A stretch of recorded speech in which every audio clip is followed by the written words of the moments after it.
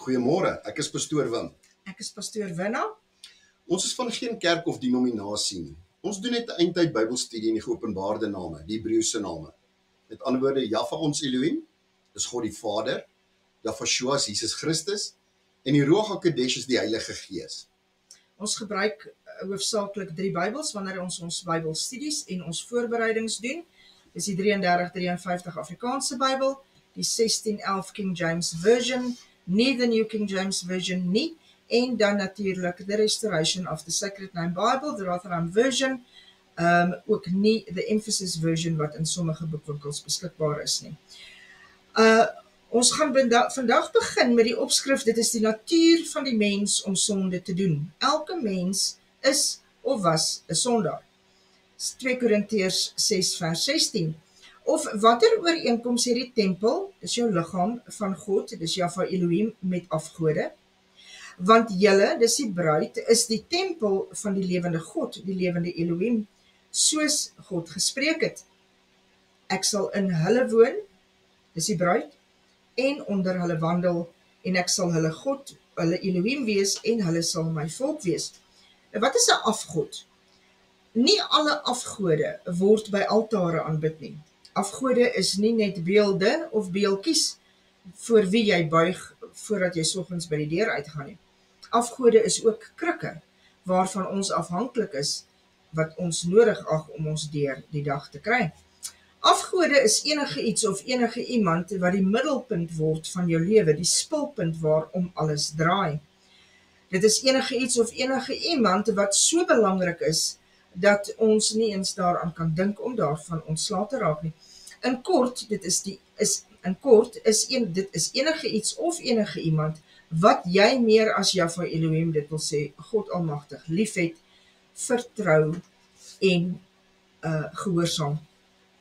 Die vraag wat hierdie vraag in hierdie vers is, wat is die ooreenkoms tussen jou liggaam, wat 'n tempel van Jahwe Elohim is, dit is God Almagtig, en hierdie afgod of hierdie kruk, wat tussen jou en Jahwe Elohim staan?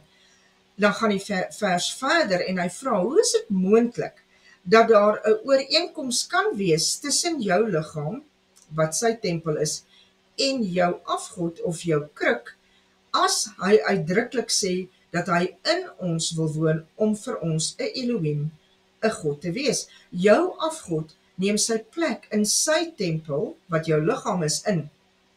En hy is 'n gentleman, so hy gaan nie hom nie aan jou opdring nie.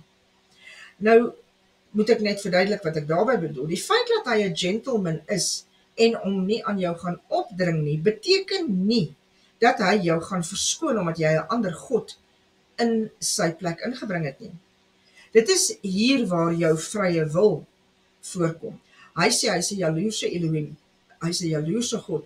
En as jy sondig omdat jy 'n ander God in sy tempel ingebring het, dan gaan hy jou straf.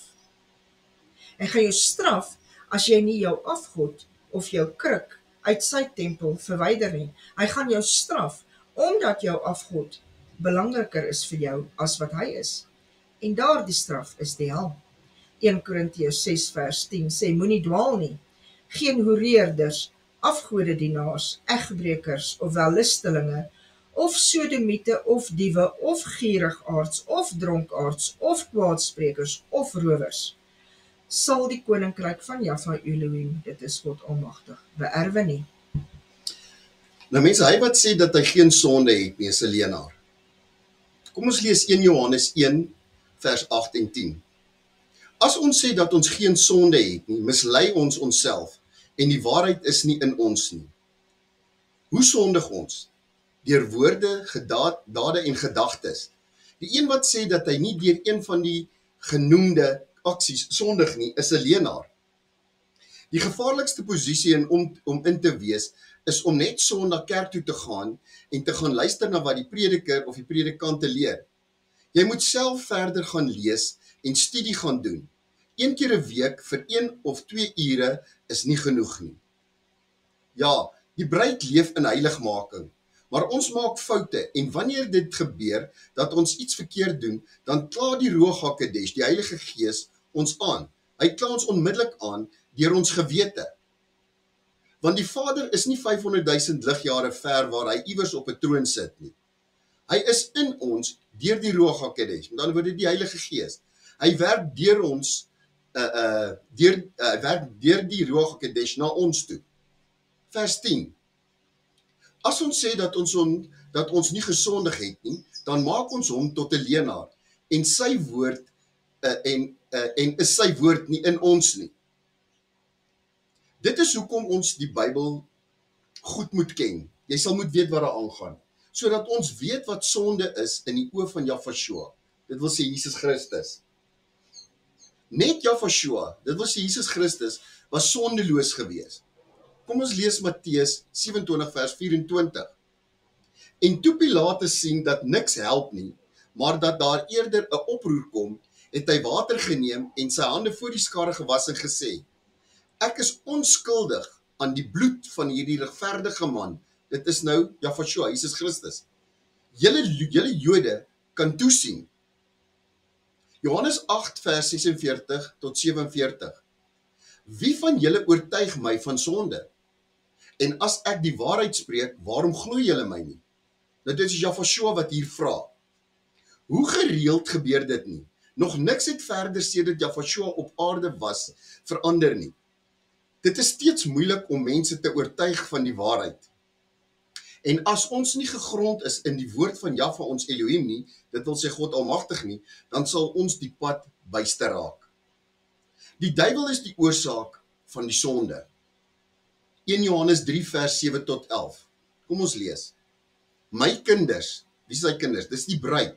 Laat niemand julle mislei nie. Wie die geregtigheid doen, met ander woorde geregtigheid doen beteken om die wil van die Vader te doen, is geregverdig soos hy, dis nou Jahweh, dit wil sê Jesus Christus, geregverdig is. As ek die wil van die Vader doen, met ander woorde in regverdigheid leef, in geregtigheid leef, in die waarheid leef, dan word ek outomaties geregverdig in Jahweh, met ander woorde Jesus Christus. Vers 8.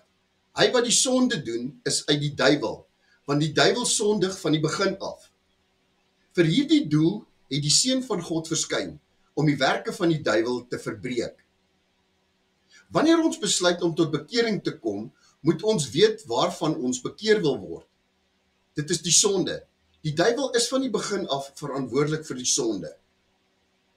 Jahwe ons Elohim verskyn as die Seun, Jahweh, dit wil sê Jesus Christus, om die teenmiddel, nou ek gaan nou 'n Engelse woord hier gebruik wat almal sal verstaan.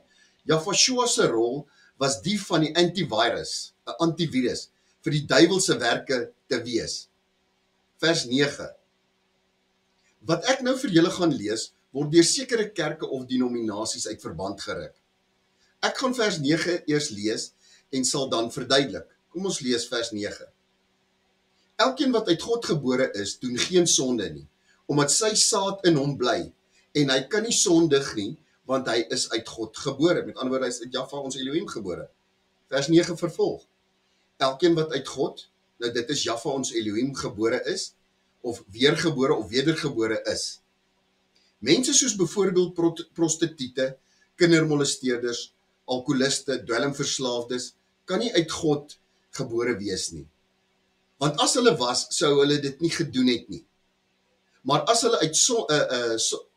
hulle hul sondes bely, tot bekering kom en afsien van die sondes, of die sonde laat staan, dan sal hulle gered word, en dan behoort hulle aan Jahwe Almagtig, dit wil sê God die Vader. En dan volg die heiligmakingsproses, wat die res van hulle lewe of my lewe gaan duur, totdat hy my of jou kom haal.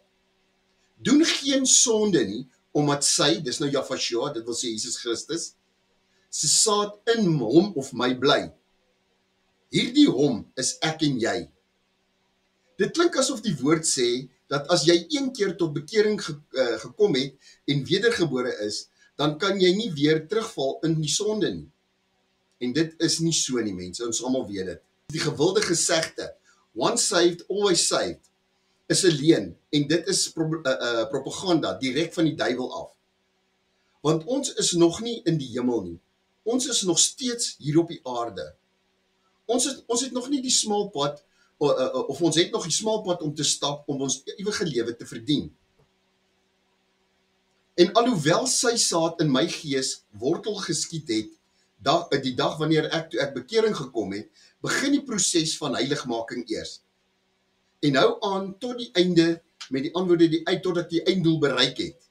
En dit is om as bruid in die hemel of in die hemel toe te gaan. Elkeen wat uit God gebore is die bruid. Dit is die persoon wat deur die heiligmakingsproses werk van die dag van bekering af tot aan die einde van sy of haar lewe. Hoekom sal ek sonde wil doen? Omdat sy saad in my bly. Die vraag is, hoekom sal ek nie sonde wil doen nie? Ekskuus. Hoekom sal ek nie sonde wil doen nie? Omdat sy saad in my bly. Die bruid staan elke dag op met die intensie om nie sonde te doen nie, om niemand te na te kom nie, kwaad te word nie, om nie te steel nie.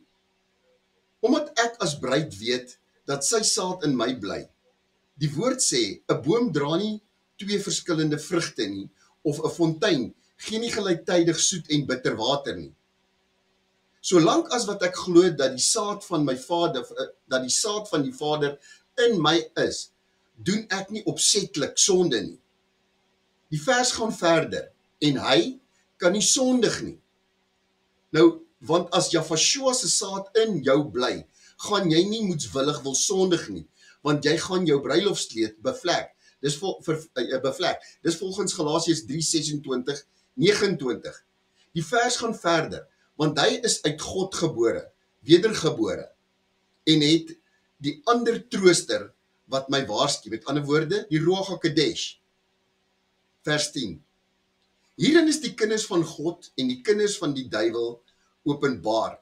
Elkeen wat die geregtigheid nie doen nie, is nie uit God nie, met ander woorde, nie uit Jahwe ons Elohim nie. En hy ook wat sy broeder of sy naaste nie lief het nie. Vers 11. Want dit is die boodskap wat julle van die begin af gehoor het, dat ons mekaar moet lief hê. Wat is die boodskap van redding? Dit begin by liefde. Ek kan nie lief hê as sonde in my heers nie. Die sonde moet doodgemaak word, sodat die liefde kan seëvier. Solank as wat jy die sonde vertroetel of pomperlang, kan die liefde in jou en my lewe en in my eie lewe en eie gees nie funksioneer nie. Sonde is 'n gruwel vir Jahwe ons Elohim almagtig, dit wil sê die Here. Spreuke 15 vers 8 tot 9. Die offer van die goddeloses is vir die Here 'n gruwel, maar die gebed van die opregtes is vir hom welgelukvallig. Nou Kain offer groente en vrugte, wat Jahwe sien as 'n offer van 'n goddelose, en Abel offer bloed, wat Jahwe ons Elohim sien as opreg. Omdat daar 'n onsigbare naaldstring tussen Kain en die wêreld is sy offer goddeloos. Die ongeredde of ongoddelike kan bid tot hy blou is, en die mooiste rympies en rituele doen. En dit is gruwel vir die Vader, want dit kom nie uit sy hart nie. Maar hy, dis nou Jafashua, het 'n behaag in die gebed van 'n opregte, of in die opregtes, wat in heiligmaking lewe. Die bruid maak ook foute, mense, maar die Ruach HaKodesh, die Heilige Gees, kla ons aan, en dan vra ons vergifnis. Daarom kan ons in opregtheid bid. Openbaring 8, vers 3 tot 8. Kom ons lees. Die gebede van die opregtes word opgevang in die hemel, om dit aan Jahwe ons Elohim almagtig te gee as reukoffer, en dit was welgelukvallig voor sy aangesig. Jahwe het so behaag in ons gebede, dat hy toelaat dat die engele dit opvang in goue bakke, om dit te bewaar vir daardie dag, as 'n reukoffer vir en voor die Vader vir hom sal wees. Ons gaan Johannes 8 vers 43 tot 48 lees. Jafashua, dit wil sê Jesus vra, waarom ken julle my spraak nie? Omdat julle my woord nie kan luister nie. Die ongelowige mense kan nie na die woord luister nie. Hoekom nie? Omdat daar nie 'n aanknopingspunt is nie. Wanneer 'n vrou swanger raak, dan word daar 'n naaldstring gevorm tussen haar en die baba. Die doel van die naaldstring is om die baba te voed terwyl die vrou swanger is. En die baba neem alles in wat die vrou inneem, of dit koffie, of alkohol, of water is. Die baba neem dit alles in. En as die vrou gerook het en alkohol gebruik het terwyl sy swanger was, dan ly die baba aan onttrekkingssimptome wanneer dit skielik van hom af weggeneem word. En dan praat ons nie eers van dwelmverslawing nie. Die nagevolge wat die babatjie oorhou is van so 'n aard dat dit 'n blywende effek op sy of haar liggaampie het. Na geboorte, wanneer die voedingspyp, dis die naalstring, toegebind en afgebind is, dan verander die baba se voeding. Dit is dieselfde met sonde. Wanneer die naalstring tussen die ongeredde persoon en die wêreldse dinge, dis die sonde, nog nie afgebind en afgeknip is nie, is daar steeds toevoer van sonde na die mens toe. Want daar is nog 'n naalstring tussen die ongeredde persoon en die duiwel, wat geknip moet word sodat die voeding wat die duiwel stuur, afgesny kan word. Wanneer die persoon waaragtig tot bekering kom, met ander woorde, baie ernstig is om af te sien van sonde, dan word die naalstring tussen hom en die duiwel afgeknip, toegebind. Dus wanneer daardie naalstring geknip word, dan moet daar ander voeding gereed wees vir die persoon, want anders gaan die persoon geestelik nie kan groei nie. Daar is 'n geestelike naalstring wat vas is aan die wêreld. En dit is hoekom so baie mense wat tot bekering kom en wat dan onderdompel of gedoop word, terugkeer na wat hulle sonde was. Niemand het aan hulle die naalstring verduidelik nie. Die houvas wat die Satan op die wêreld het nie. Die woord sê, ons beklei nie teen vlees en bloed nie, maar teen die owerhede. Nou mense, ek net 'n gedagte by julle laat. Gestel jy word groot met die kennis van iemand wat baie bekend is en wat verlangs familie is van jou. Nou terwyl jy klein is, maak dit nie regtig saak nie. Jy hoor wanneer mense praat van hierdie jong persoon wat so baie bereik het op sy of haar jong ouderdom en wat vir homself of haarself 'n groot naam maak in die wêreld. Jy stel nog nie regtig belang nie, want dit kom net in gesprekke voor tussen jou ouers en ander familielede. Soos jy ouer word, begin dit jou belangstelling prikkel. As jy sy naam of haar naam sien op die sosiale media en jy begin oplees oor hierdie persoon en jy is nogal trots daarop om tussen jou vriende en hulle vriende en jou kollegas te spog dat so en so ver langs familie is. Partykeer praat jy self asof hy baie naby familie aan jou is. Dan trou jy en jy het al kinders en jy is so in jou 30er jare. En dan word daar 'n baie groot familiebyeenkoms gereël wat hierdie persoon ook gaan bywoon. Nou dit is wat die mense wat die byeenkoms gereël het, gebruik as trekpleister om hierdie byeenkoms suksesvol te maak. Hoe nader jy aan die dag kom, hoe opgewonde raak jy, want jy het nou uiteindelik die geleentheid om hom te ontmoet of haar te ontmoet. Die dag breek aan. Jy is daar en hy of sy is daar en julle word aan mekaar voorgestel. Nou dink 'n bietjie verder en dan? Wat gaan jy vir hom of haar sê? Ja, ek het gelees van alles wat jy gedoen het. Dit is great, buddy. Of wie ook al. Wat dink jy gaan daardie persoon van of vir jou kan sê? Jy sal mos nou weet. Hy ken jou nie. Hy het waarskynlik nog nooit eers jou naam in sy ouerhuis gehoor nie. Nou dit is presies wat dit beteken om Yahshua, dit wil sê Jesus Christus, te ken of nie.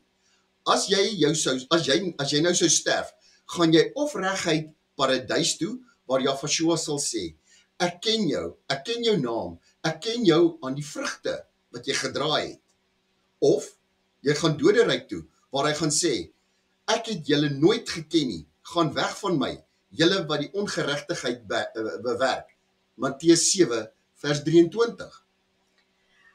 Dit is nou weer tyd dat ons gaan kyk na die versvergelykings tussen die verskillende Bybels. En die vers wat ons vandag 'n gedeelte van gaan bespreek is 2 Korintiërs 6 vers 16. Die 1933 Bybel sê, soos God gespreek het, ek sal in hulle woon en onder hulle wandel. En ek sal vir hulle 'n God wees en hulle sal vir my volk wees. 1983. Dit is soos God gesê het. Ek sal onder hulle woon en wandel en ek sal hulle God wees en hulle sal my volk wees. 2020. En God het gesê, ek sal onder hulle woon en saam met hulle wandel. Ek sal hulle God wees en hulle sal my volk wees. Nou om in hulle te woon en om onder hulle te woon is 'n groot verskil. Die HAT beskryf die woord in as tot in die binneste. Hy woon in ons binneste en onder is tussen hulle woon. Dit beteken hierdie vers ontken, hierdie spesifieke vers in 2020 Bybel ontken Jahwe Elohim. Dit wil sê God Almagtig, se Ruach HaKodesh, die Heilige Gees wat in ons woon. Mense, baie dankie. Ons het aan die einde gekom van ons Bybelstudie. Indien enige iemand ons wil iets vra, ons e-pos sal aan die einde van hierdie uitsending op die skerm verskyn. Ek wil ook net sê baie dankie dat ons hierdie ding kon saam deurmaak en vir die mense 'n bietjie meer inligting gee. Ja, dis belangrik vir my en vir jou, dat die mense weet wat die woord sê, en dat die mense weet wat dit beteken om nie vir Jahwe te ken nie, of die risiko daaraan verbonde. Kan ek vir ons afsluit? Asseblief. Ons almagtige Hemelse Vader, ons wil net vandag kom en ons wil U naam groot maak. Ons wil aan U ere bring, ons wil aan U lofliedere sing en psalms sing. U wat ons redder is, ons verlosser en ons saligmaker. Ons wil voor U buig en U aanbid. Laat dit so wees. Halleluja. Halleluja. Tot 'n volgende keer. Totsiens. Totsiens.